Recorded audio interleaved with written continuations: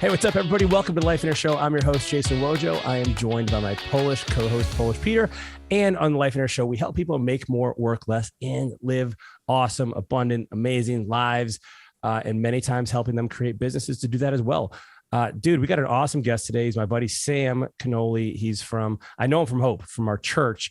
Has this awesome story. He's been on the road since he was a kid, touring with his dad as a musician. His dad is a very successful musician. Sam's learned all these awesome things along the way, and now he's a worship leader at our church, man. And he's an awesome leader. And so I wanted to dive in here with him and talk about leadership. Yeah, and we had a pretty good conversation. One of the cool things I want you guys to listen to is, what's it like to lead Wojo? Yeah, right. No, but on the serious side of things, there's some really good answers that he put into this podcast about what's it like to be a great leader. Yeah, right? What does it take?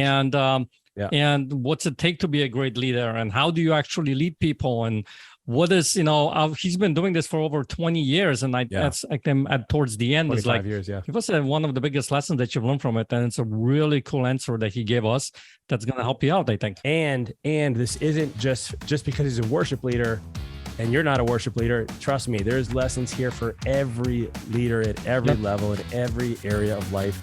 These are universal, I believe. And so this is an awesome episode. Sam's an awesome leader and he shared some gold nuggets here. Let's go right now to our interview with Sam Kenoly.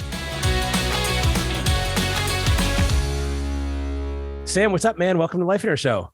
What's up, my man? Good to see you. Dude, I'm so excited to have you on the show here. Peter, you may remember Sam. He came to our Get a Life getaway in Raleigh. Gosh, was that last year, 2 years ago? It was wow. I don't remember. It was last year. Okay. It was last year because of the 75 hard challenge. Oh, that's right, man. Oh, yeah. That's right. That's right. Dude, I'm psyched to have you. He came back from more beating. Yeah, right. Yeah, 75 wasn't enough. He's like, I'm going to go on Lifeonaire Show, and this is going to be like the icing on the cake. That's right. Right. Well, dude, so Peter, I know Sam through the church we both go to and serve at. It's called Hope Community Church. It's in Raleigh, although they have several locations. Sam is a worship leader, and Sam came in.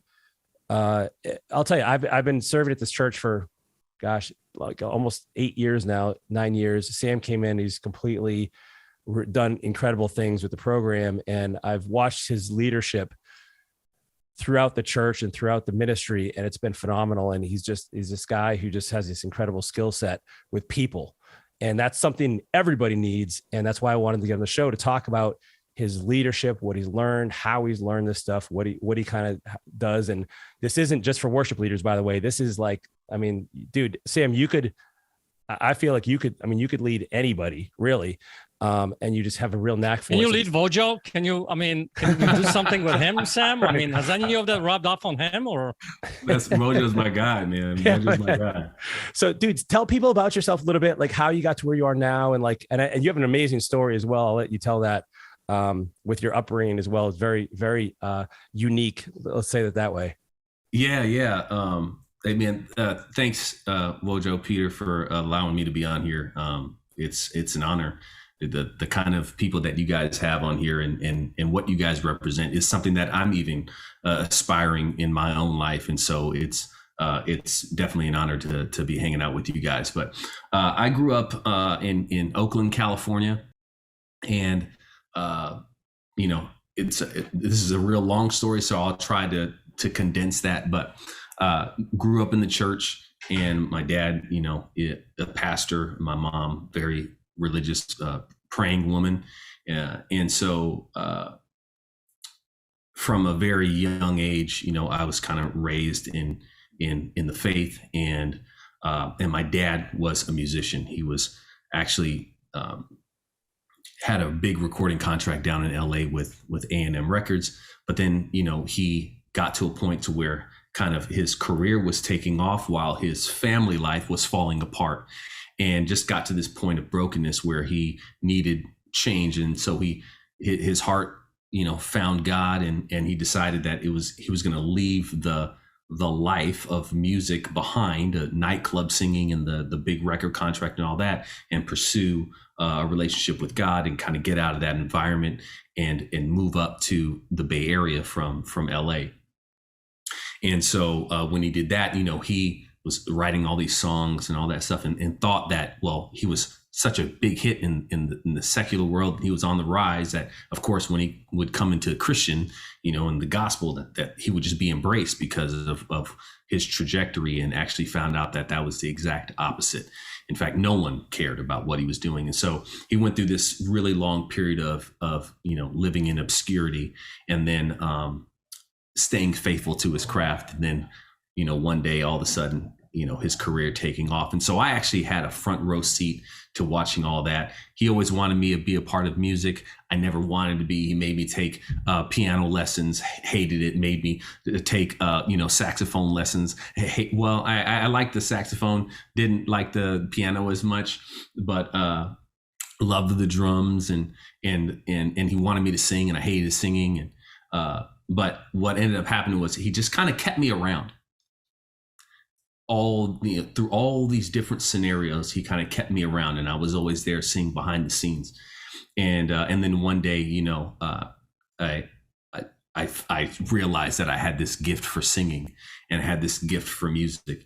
And so what ended up happening was my dad's career took off right around 1990, and became one of the biggest selling praise and worship, artists of all time, or at least at that time. And then he began to travel the world. And I think up to this point, I think he's traveled over 100, and I think he's up to like 112 different countries around the world, of which I've had the privilege going with him, and then also singing with my brother to go to over 70 countries on my own, to be able to sing and travel the world. And so, he kind of mentored me and brought me up, and I wanted to be an R&B singer, and then I started serving in my church, started serving in my youth group, and that's when the love for leading worship kind of struck, and I was like, oh, this is what I want to do. This is what I want to do for the rest of my life. And so from that point, I think I was about 16, is when I really started going all in on, I'm going to be a singer. I'm going to sing for God. I'm going to lead worship. And it kind of started off with me doing my R&B stuff, but it was like gospel R&B. But what ended up happening is, because of who our father was, me and my brother, I sang with my brother, because of who my father was, and him having this notoriety around the world, people would bring us in to do concerts, me and my brother. But then we always ended up leading worship. And the fulfillment that I would get from that was always greater than just singing songs, about God or whatever. And so that's kind of where I found my niche, that this is kind of really what I want to do, and follow after my father's footsteps, and learn the things and the lessons that he's given me over the years, and how do I apply that to the people that I've been given charge over, and to how can I be a good steward of the people that have been entrusted to me. And so that's kind of my thing now, man. And been doing it now for over 25 years, if you can believe that. And, wow. And I think that I have the work that I do is, for me, is the best work that I could ever do. Dude. So it's funny. I was talking with Steve Cook once, and I mentioned somehow, like, we were talking about, he's like, hey, you playing at church? I'm like, yeah, I'm playing. And I mentioned, he's like, so who else is there now? And I mentioned your name. He's like, Kenoly. He's like, any relation to your dad? And I'm like, I don't know. He's like, yeah, this is, his dad is like famous. And I'm like, really? Like, I had no clue, dude. Yeah. He's like, oh yeah, he's like a big deal. I'm like, oh wow, okay, all right, awesome. And so have you, now talk to me, you mentioned like leading worship. Like, what does that actually mean? Right. So that term of leading worship in general is actually a very, very broad statement. It's kind of like if I said, hey, Wojo, like, hey, Peter, what is real estate? Okay. Yeah. Right. It's like, well, yeah, that's a loaded question. Right. That might take a while to sit down. Right. Okay. So there's levels to this, right?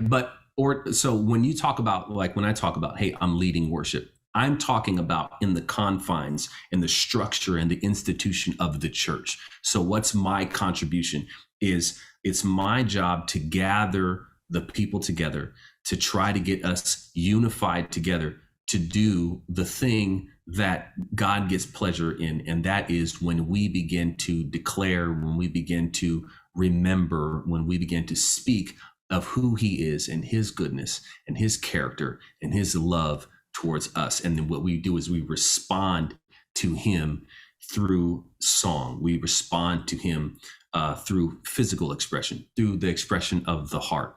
And so it's my job to come into a room when a service begins, or even after a sermon has been preached, and try to gather the people together for this time where corporately we begin to respond to God for all that he's done for us. And so that's what I call worship leading. But worship is much more than just singing a song. However, in the confines and in the context of a weekend experience or a church service, it most of the time will be referring to the music portion of the service. And that's what I do. Gotcha, man.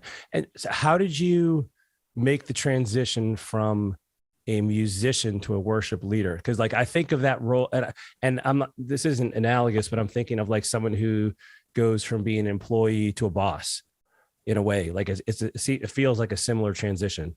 Yeah, it is. And so like I mentioned, when I was young, when I first started writing and started singing with my brother, who's I'm the youngest of three boys, and my middle brother, he and I began singing together right at around when I was about 14 years old. And then we started writing music together.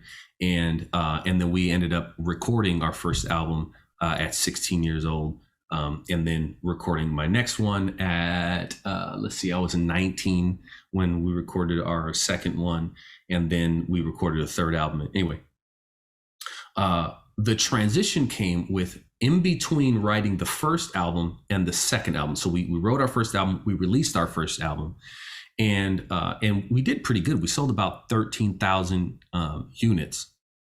Now, that was CDs and cassettes. For those of you who were on, who are listening, and you're like, "What the heck is a cassette?" Well, just go back and Google it. But that was back. This is not an 8-track, so I mean, right. That's It's not an 8-track. So we took those CDs and we went out on the road and we would perform and we'd sing, and we wrote music that we loved. And so my favorite artist of all time is Stevie Wonder. And I love everything about him. I love his musicianship. I love his pen. Pen is what we call writing, and his voice. He's amazing, right? And so we would write music from our influences. And so we're talking like 90s R&B, and then some 70s and 80s soul and stuff like that. And loved doing that. And we'd go all over the world traveling with our dad.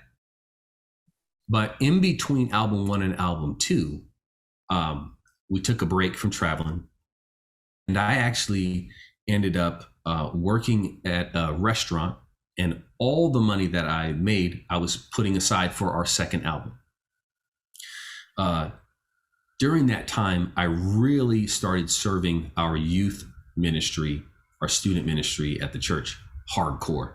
And it was when I stepped in that me traveling and singing and doing our music, and then coming into the space where I was leading worship, where it wasn't really as much, again, it was about getting people together to worship God, that I began to find myself leading people the way that I saw my dad leading. Like all these things that I didn't even know I knew started coming out of me because I'd been observing literally all my life.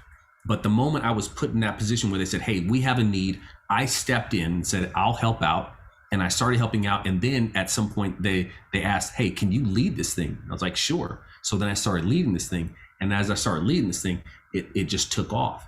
And it was in that moment where I realized, wow, I get a whole lot more pleasure from getting people to actually worship God than I do from like people coming up to me saying, oh, you sound great and we love your album and all that stuff. It was more, I got more fulfillment of connecting people with God, because it was in those moments where things began to change in their lives. And I watched people come from all different walks of life, and kids that were battling depression, and kids that were battling suicide, and kids that were coming off the street from the hood who were in gang, all caught up in gang violence, and kids who were caught up in drugs, and everything in between. And it's watching how God was changing these people's lives through the ministry that was going through and forth from our students. And I was contributing. I was playing a part in that. Surely it was a whole lot more than just me, but I got to play a part in that. And I was like, yo, this is actually fulfilling, because I'm actually playing a part in the life change of individuals. And that's what I want to do. And that's what I want to be a part of. And it was at that time where I realized, wow, I think there's really something to this leading worship thing. And now I get why my dad loves it so much, because it takes the focus off of you and it puts the focus and the pressure on God. And he has the power to handle it. He can carry it, and he does some amazing things when a heart is yielded to him, fully. Peter, did you have your hand up? You said, looked like you wanted to say something. Yeah, I mean, so I love your story of what you're going through and how you're talking about the leadership, how you stepped into it. So I'm curious to hear from you. It's like, in your own words, what's leadership? What's it like to be a great leader? What does that look like? Wow, what's it like to be a great leader? That's another what is real estate question, but I think I can try to maybe answer it the way that I look at it. When I look at scripture, I look at, there's a ton of great leaders that are represented. And of course, most Christians are going to sit here and say, oh, Jesus is a great leader, is the greatest of all. And he is, right. Is also perfect. And so that's a very high standard. In fact, that is the highest of standards, right?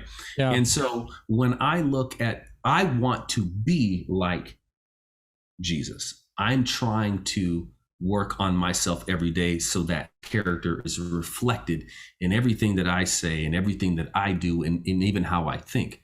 That being said, when I look at scripture, I look at someone like Moses, and my actual favorite character in all the Bible, because once you get outside of Jesus, you get to all these other characters, men and women who weren't perfect, who God used in incredible ways.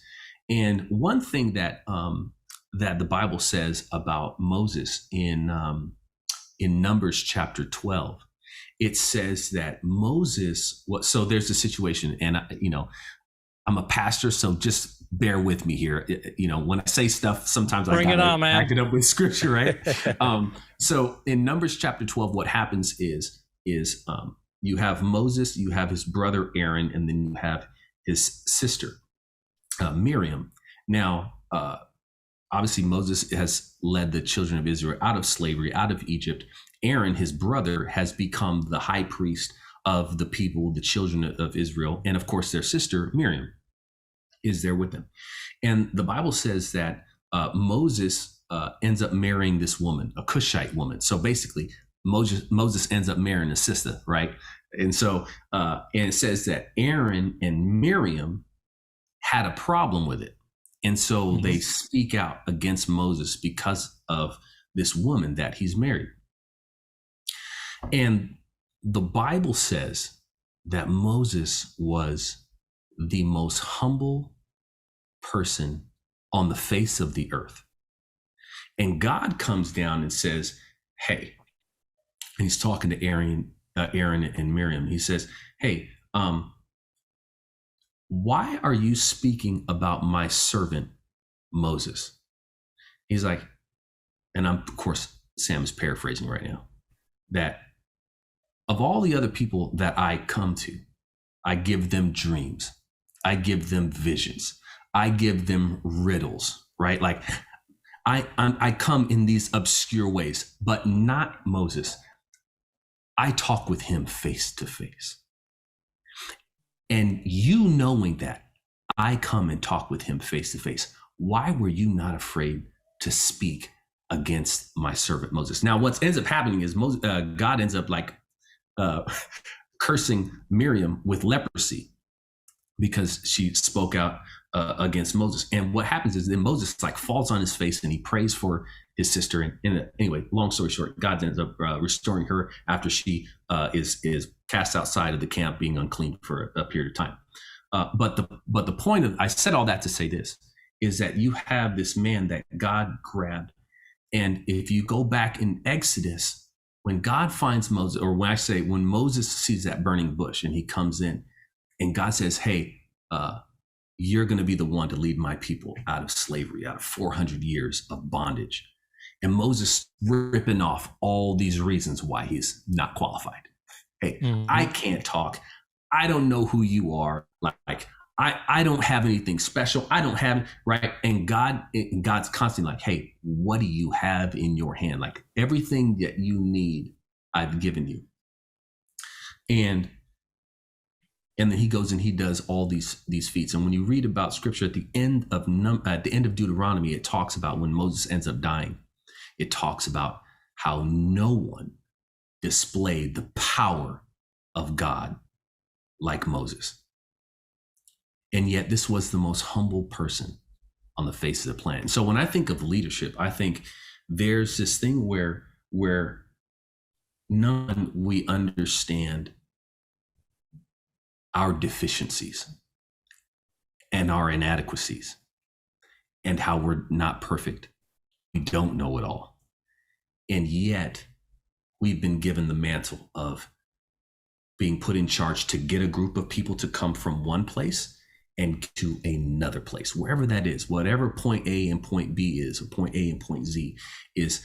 The leader is charged with helping them shape their perspective, change their mindset, and get them from point A to point B, or wherever it is they're taking them. And humility. It all begins with understanding that it's not all about you. And I think that for me, that's one of those things that is imperative. The leadership, it begins with humility. Another thing, it begins with knowing what you're talking about. You got to put in the work. You got to be good at what you do so that when people ask questions, you can answer them. And then, of course, lots of grace, because getting people from point A to point B is very, very, very difficult for different reasons. Some people are very easy. Some people are very hard. And everything in between, the contrast is it's endless, really. And so, but when you come from a place of humility and understanding that I'm actually here to serve you, Peter, my whole job is to make sure I help you get to where you're going. And it has everything to do with my desire for you to get there and my love for you, and that I'm going to do everything I can to get you there. And if I take that approach, it puts me in a different place of the person that says, Peter, I'm doing you a favor. I'm going to help you. I'm going to do something for you. I'm going to help you get here. And that subtle shift, I think, is what separates good leaders or effective leaders from great leaders. And I desire to be a great leader. And I believe that begins with loving people and serving them well from a place of humility. Sorry, long answer to a short question. No, man, I mean, that's awesome. I mean, I think it's a great answer because one, I mean, some people are hard to lead. I think Wojo is one of those people who's hard to lead. I mean, right? Just putting it out there so everybody knows, right? No, but on the serious side of things, one of the things that you just said is that great leader is a servant, thing, right? I mean, that's the big point that I'm getting out of this. And there comes humility out of that and humbleness and things like that. And I think that people, if you look at the leaders in the world who are really, really good, I think that is very true for them, right? Because they're not egotistical. They're coming from being more humble. And when they're serving the people who they come alongside with, I think makes a huge difference. I think you got a really good point there. Yeah, Jesus even said that he who desires to be the greatest, right? Jesus talking to his disciples, he who desires to be the greatest must become a servant. And that's exactly what you're talking about. The greatest leaders are the ones that serve the best. Sorry, I didn't mean to cut you off there. No, I mean, that's really good. So let me ask you a question, follow-up question, because I had a conversation with one of my students just recently about what's it look like to be humble and what's it look like to be, have humility and things like that. And one of the things that, in his circle, he tends to kind of diminish his own light, right? I don't want to say this because then somebody else might feel bad, or it will not, if I say what I feel like I need to say in order to help that person, I don't know if I should say this because it make it's not going to work for them. So there is this idea of diminishing your own light. How do you feel about that? Is this aligned with being humble, or is this part of being a leader where, should you diminish your own light? You know what I mean? Yeah, that's an interesting question. I'll speak from my own experience and kind of how I view it. I don't know that I could, I'm certainly not the foremost example of the greatest leadership on the planet, but I can say this, that people respond to people that they know what they're talking about. It's hard for me to, when Peter, you're telling me, listen, this Lifeonaire thing, you got to get on track. You can design your life. And yet you work 90 hours a week for IBM, and you have no time for your family, and you don't get to spend any time with your children. You don't hang out with your wife, and your marriage is falling apart, and you don't get to spend any time with your friends. And you're trying to convince me that I need to conform my life to this ideology of, living life on my terms. Well, you don't have the grounds to speak on that, good sir, because you don't walk the walk. Right. And so there's a power and an authority that comes from when someone looks and says, hey, I've been there. I know where you are. I've gotten out, and I can help you. Me getting out, if I put the emphasis on all these things that I've done, people don't want to hear that. People don't want to hear about how great I am because, hey, I've recorded these albums, and hey, I've traveled the world, and hey, I've met this person, that person. Nobody wants to hear that because they are the star in their movie, and they want to know, hey, what can you do for me? However, when they're asking that question, what can you do for me? They've got to have some confidence that you are the person that can help them get to where they want to go. So If you diminish your light, I don't know that helps, because you're literally invalidating the thing that validates you, that's going to get that person, if there's anything inside of them that's going to cause them to follow you. Don't diminish the thing that gives you validation for them to follow you. It's how you go about exposing that. It's how you go about presenting that. When I come to you and say, Peter, listen, here's where we're going to go. X, Y, and Z. And you know my story. I don't have to spend a lot of time on that. I can say, hey, Peter, I've been in the same situation. And, when this happened with me, I did this. And so how about you try doing this? Because if you do this, I can see that you're going to get to ABC, XYZ, right? So I'm saying, I've been there. I've got this experience, and I'm going to use that to help you get where you want to go. And so I think there are times when people can have fun with the self-deprecating like comments and stuff like that to not take themselves seriously. I also think that it's very important that people don't gas themselves up.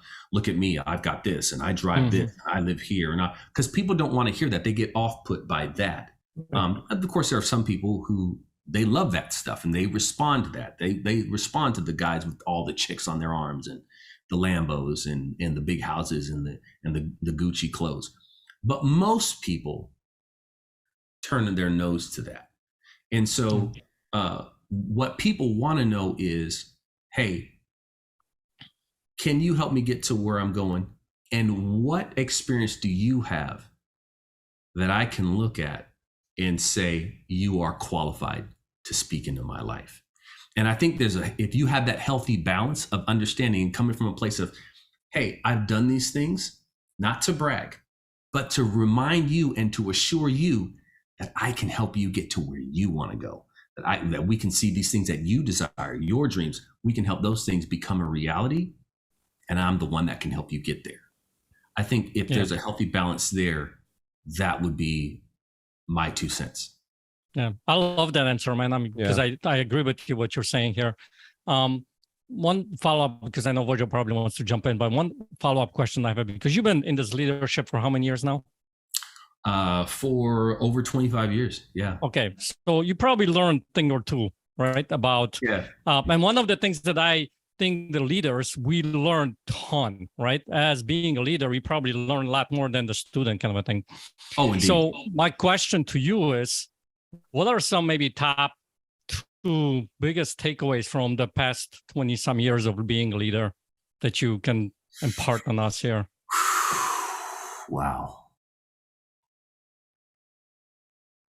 That is a great question. And it's really hard to try to kind of narrow it down to maybe 1 or 2 things. But I can share a couple of things that just come off the dome. And this is by no means an exhaustive list, because I think it takes a lot of things there are a lot of lessons that you learn from being in a leadership position and from leading others. But one is being a lifelong student. I remember one day I was in the car with my dad, and I have tons of these stories because he was teaching me and I had no idea. We're on our way to church, and we were at McDonald's, and we didn't go to McDonald's much. And so we're in McDonald's, and I remember the conversation that we were having. And my dad asked me a question. He said, I had just started serving on the youth worship team, the students team. And, and I was getting some success, and I was kind of just sharing with him kind of some of the situations that I was dealing with or whatever. And he asked me a question. He said, what are you reading? And I was like, I'm not reading anything. I hate reading. And the lady at the McDonald's, she was really rude. We were in the drive-thru. She was just, and when I say rude, she wasn't swearing or anything like that. She didn't care. Mm-hmm. And I remember us pulling up, and she said, however much the food was, my dad gave her the money. She didn't say thank you. Closed the screen, waited for the food. She handed the food, didn't say, here you go, didn't smile, did nothing. And in that process, my dad looked at me and he said, you see this woman? He said, do you want to work here? And I was like, no. He said, you'll be her, and you'll work minimum wage for the rest of your life if you don't become a student of life. If you don't become a reader, this is as smart as you're ever going to be. Oh. And I remember us driving off, and it stuck with me for so long. And I remember as we were pulling up close to the church, I said, but it's boring, and I read and I fall asleep, and my brain goes a million different directions. I'll read something and I can't even remember what I just read. It was just a paragraph, and I don't even remember. I get distracted, And he said, something to the effect, because it was a long time ago, but something to the effect of, if you really desire it, you'll figure out a way. And I remember that weekend going and buying I'm a horror fan. So I went to the bookstore, and I ended up getting this book, this thriller book. And I ended up reading that thriller book. And it was the very first book that I ever read from cover to cover. And it was a Dean Koontz book. It was called The House of Thunder. And I remember being up in the middle of the night, couldn't put it down because I'm reading all this stuff. And so my thought was, well, let me start by reading something that I can enjoy. And then if I get in the habit of reading, then maybe I can start reading some things that I don't necessarily enjoy, but that are good for me to learn. You didn't start with Velocipaster? What? Oh man, dude! This gotta be inside joke or something. If I could have done that, let me tell you, I probably would have read twice as many books if I would have started there, my friend. But that's a good one. But just in case, if anybody's wondering about Wojo's his comment there's a movie on Amazon Prime that is called The Velocipaster. And it's about a pastor who turns into a velociraptor at night to fight evil.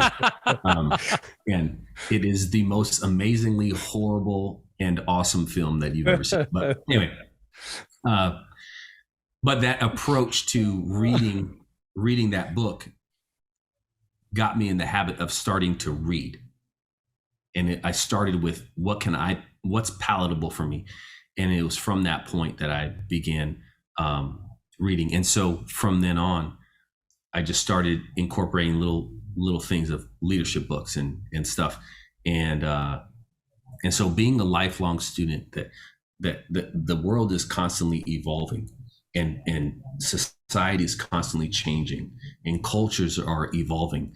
And if you aren't constantly putting something in, then you end up having the same stories. You end up not being able to grow and you actually limit your ability for growth. And obviously for me, that begins with study of scripture, of who God has said he is and what he said about me. And but also to being a leader and how to grow in that aspect. I believe it begins being a lifelong student and never getting to a place where you've know it all.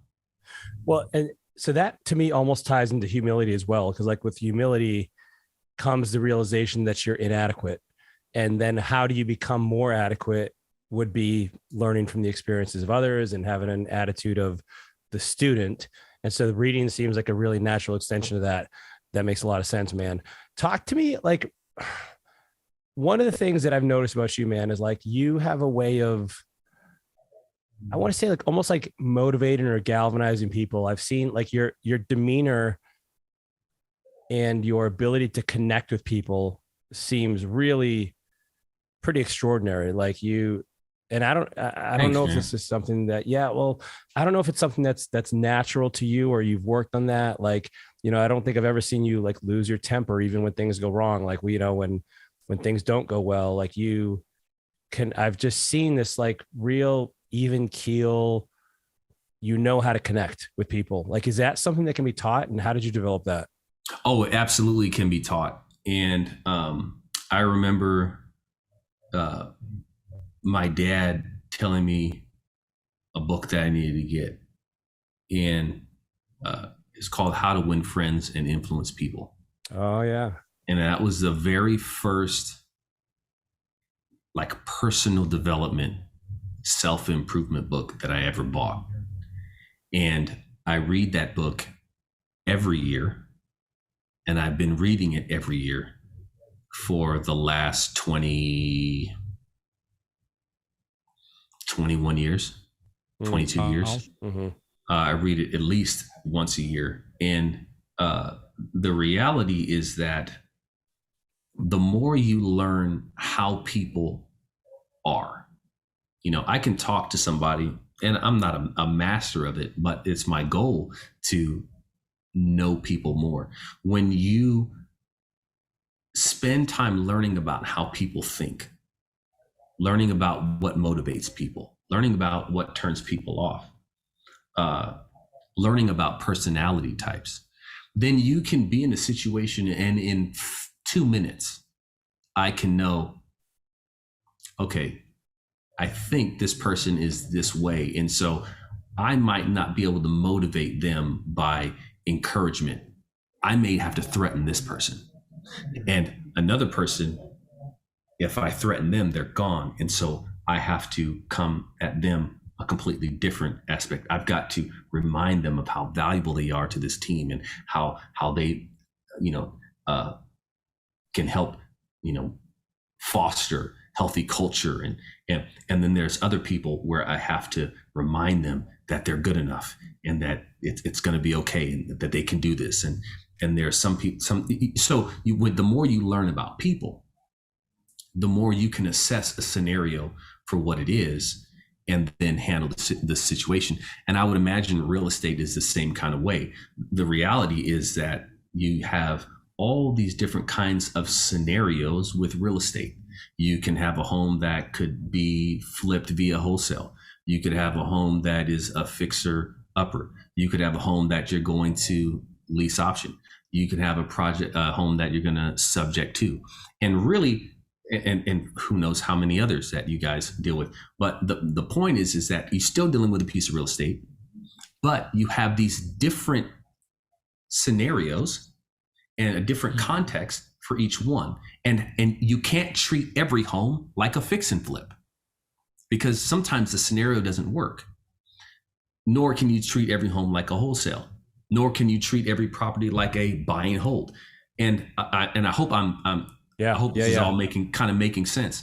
That I look at scenarios and people being the same way, is that some people are subject to, and some people are fix and flip, and some people are buy and hold, and some people are, and so when I can assess these situations, then I can kind of lead that situation as it needs to be led and speak into this situation and this person as they need to be spoken into. And that comes from studying people, and that comes from learning about the psyche, and that comes from learning about how to have hard conversations and learning how to connect with people.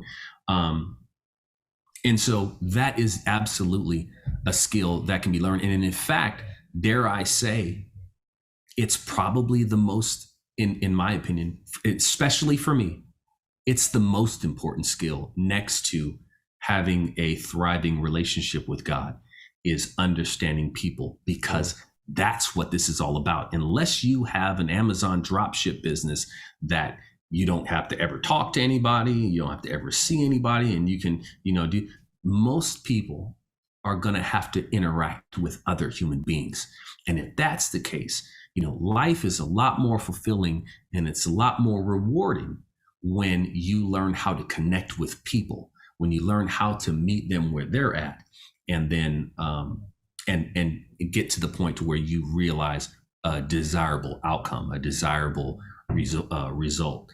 And so I've spent quite a lot of years and time investing in how can I learn people better.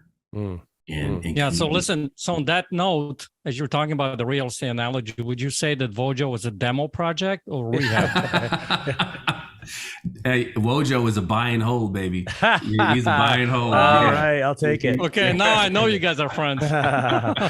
Dude, listen, man, this is awesome. We don't have a lot of time left, but you've dropped some super valuable nuggets that I think anyone looking to become a better leader can embrace and benefit from. You yourself now we've had some conversations. You're expanding your reach to help other people kind of do this. Tell us a couple things that are going on with that and what that's looking like. Yeah. So, one of the things that I've seen over the years is I've seen how churches and church leadership will find someone who is very, very skilled, whether that be as a singer or as a musician or even as both. And there's a need for someone to lead worship, to put someone on stage that is going to galvanize people, that's going to get people excited about singing together and worshiping God together. And yet, that is where they focus all of the attention. That is what they put the highest value on, is this person's skill. Leading worship, that's the easiest part. The 15 minutes or the 20 minutes that you're on stage, that's the easiest part of the job. Leading people is one of the hardest jobs. And what you find is I find more and more students graduating from seminary and from college with worship degrees and all this stuff. And they have some skill, but they don't know how to lead people. They don't know how to have hard conversations. They don't know how to push themselves to grow in their skill. They don't have disciplines of spending time with God. And some of these things that just make a huge difference in how you lead people and how you do your job well and how you serve your church and serve your community. And so I've come alongside and I've been working on a project for me to be able to mentor worship leaders. That all the years that I've spent with my dad on the road and traveling in all different countries and all different kinds of cultures and languages, and finding that almost everyone is the same. You know, there are these little micro differences, but the majority of humanity is about the same. And so taking these lessons that I've learned and then being able to take some worship leaders who are looking to grow, they're looking to be effective, they're looking to make a big impact. They want to be more and realize more. They know something is inside of them that hasn't yet been released. There's potential locked up inside, but they don't know how to get it out. And they don't have anyone to grab them and pull them and say, here, I see this in you, and we're going to pull it out. We're going to realize that. That doesn't exist. There's a lot of people who tell you do this, do that. But the accountability piece and the relationship piece and the coaching piece is non-existent. And so I am, launching a company that is going to be mentoring leaders and helping them realize their full potential and becoming all that God's called them to be. Dude, that's awesome. How do people learn more about that? Yeah. So I actually haven't launched yet. And I even told you this, I've got a deadline and it's coming up in like 8 days.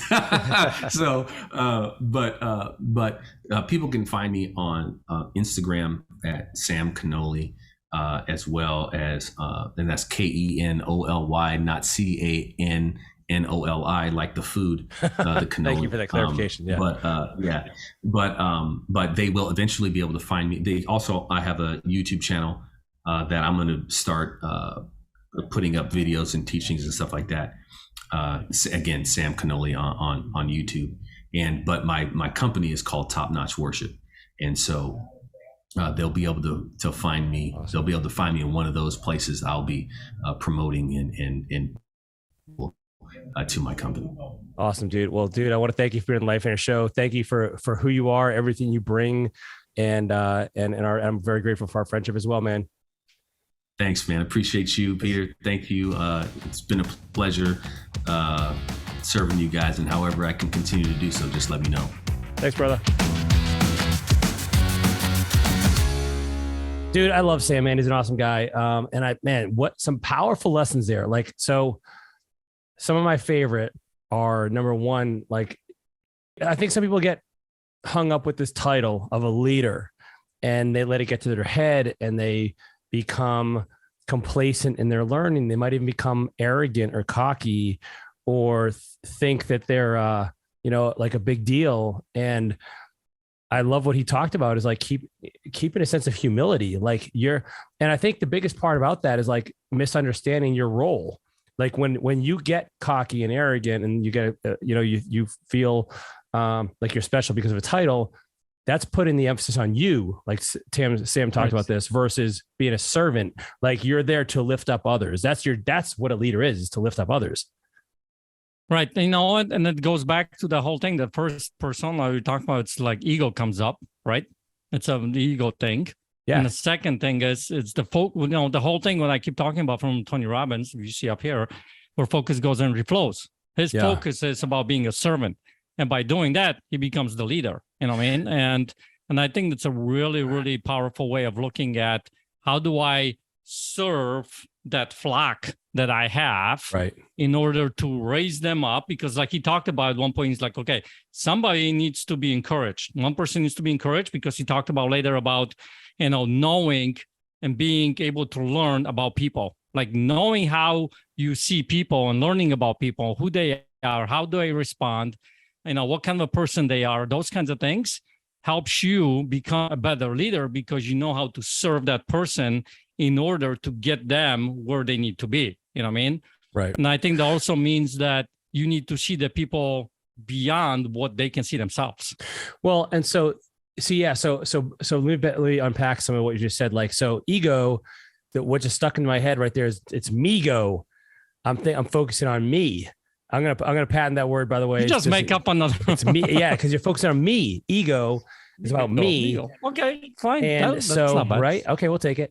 Okay, and if you're focusing on other people, and I love what you just said there, man. Like, not just where they are, but where do you see them? And what Sam said this as well. Like, the role of a leader is to take you from where you are, from point A to point B or to point Z, and so like that requires a unique angle, a unique understanding, a relationship with that person. Like, you can't lead someone that you don't have a relationship with.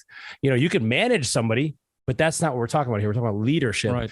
And so Sam talked about the emphasis on developing those relationships, about knowing the specifics about people and like how they respond and what kind of personality they have and just their general makeup. And so that's it's a very, a different approach to, I think, like kind of the hustle and grind leadership model that we talk about and that some people popularize, where it's like all about effectiveness and efficiency.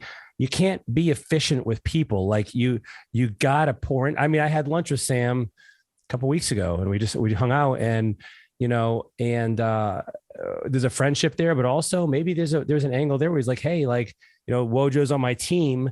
I need to get to know him better. Right. And so he lives what he preaches.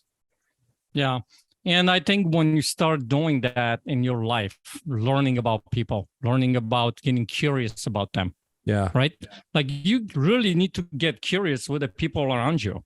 Yeah. And you get curious about them. Then all of a sudden you become much more effective leader, because they feel like you get them, like you understand them, where they're coming from or what they need. And all of a sudden they're people, the whole idea of people pleasers, right? We talked about this on this podcast several times.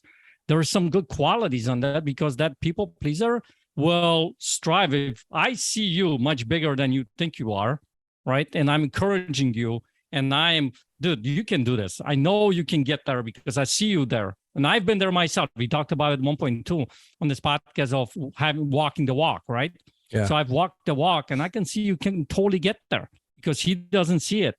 And you encourage that person, right, and you keep doing it. All of a sudden, they want to not so much please you, but they want to rise to the occasion, if that makes any sense. Totally. And think about it this way, man. Like, we think of leadership positions as being at a company or at a church, but like, there's leadership positions in every single part of our lives. Like, you can lead your husband or wife, your family, your kids. You could be a leader within your circle of friends, right? Everywhere you go, these are the exact same skills that'll make you successful in all the areas of life. Yeah. And I totally agree with that. On the flip side, you can lead somebody, but you can't make him drink the water. And you can lead the horse to the water, but you can make him drink it.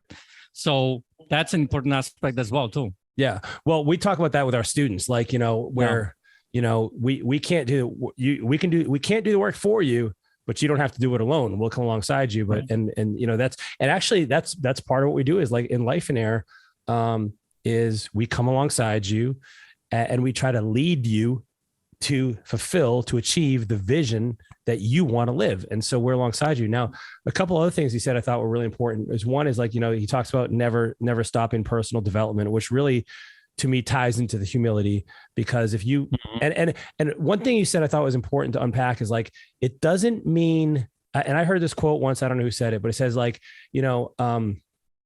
modesty isn't thinking less of yourself, or humility isn't thinking less of yourself. It's thinking of yourself less.